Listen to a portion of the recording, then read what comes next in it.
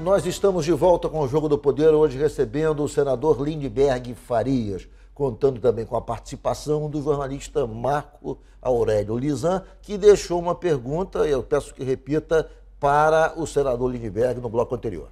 Senador, a pergunta é muito clara. É claro que a sociedade brasileira, independentemente da corrente política que cada um segue, tem como um patrimônio a Operação Lava Jato.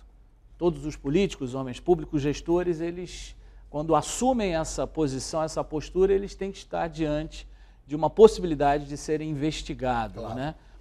Só que com a Operação Lava Jato, que o senhor disse anteriormente que não é a que referenda o pedido de impeachment da presidenta Dilma, há a percepção no imaginário coletivo de que o Partido dos Trabalhadores é o partido mais corrupto do país, de que o governo Lula, principalmente, até porque a Lava Jato, ela investiga muito mais o governo do presidente Lula do que da presidente Dilma, é o governo mais corrupto do Brasil. Houve vazamentos seletivos. Como é que o PT, o núcleo do PT, né, ainda que haja várias correntes, encara esse tipo de informação diante de uma Operação Lava Jato que também investiga outros partidos? Marco Aurélio, a pergunta é muito boa.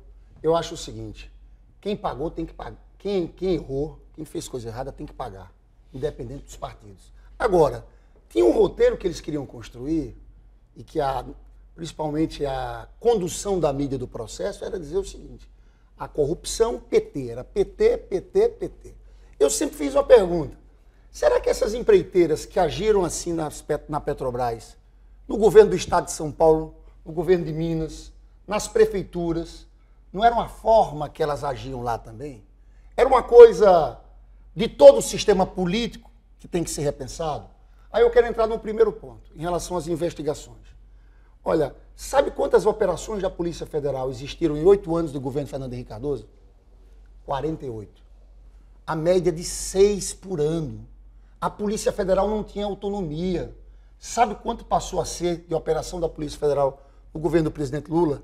300 por ano. Isso o procurador responsável pela Lava Jato reconheceu essa semana. Eu vi, essa semana foi interessante. O procurador, aquele Carlos Fernando, que dá entrevista sempre, ele disse, de fato, que ele estava preocupado com a possibilidade do governo Temer, de fato, nós temos que admitir que foram os governos do PT que deixaram as investigações acontecer. Porque antes, ele disse mais, antes eles impediam. Mas não é só a Polícia Federal. Vamos lá, Ministério Público. O Lula entrou e fez o quê? Ele deu autonomia verdadeira para o Ministério Público. Todo procurador mais votado ele nomeava. Isso deu muita força ao Ministério Público. Lembra como era na época do Fernando Henrique Cardoso? Tinha um cara que era chamado Engavetador-Geral da República. Geraldo Brindeiro. Ele era o terceiro colocado, ele foi indicado, ele foi o terceiro colocado. Mais grave.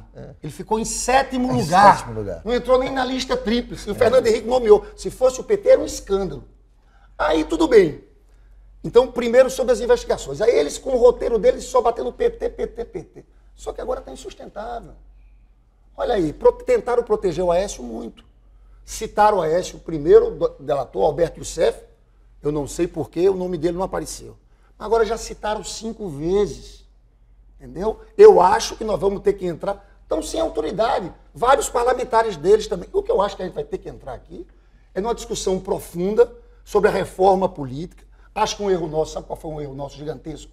No primeiro ano do governo do presidente Lula, nós tínhamos que ter acabado com o financiamento empresarial de campanha e feito a democratização no meio de comunicação. Nós não fizemos isso. Senador, e o PT se adaptou muito. E o PT tem que fazer autocrítica, porque o PT se adaptou muito à velha política, nessas relações. O senhor acha que procede, por exemplo, um argumento que tem sido dito essa semana, de que caso a presidente Dilma venha a sofrer o impeachment, a Lava Jato para de investigar porque será feito um acordão e aí o objetivo já seria feito, que teria sido tirado. Eu não tenho dúvida nenhuma que isso é verdade. Olha só, as ruas vão por um caminho. Tem gente que quer estar indo para as ruas, pedir manifestação, mais investigação, aplaudindo o juiz Sérgio Moro.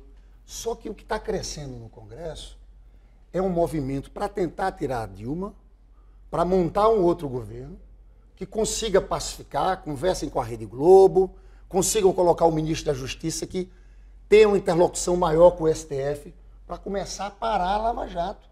A jornalista Mônica Bergamo, semana passada, fez uma matéria citando o acordo para salvar a pele de Eduardo Cunha. Eu acho que o que está matando...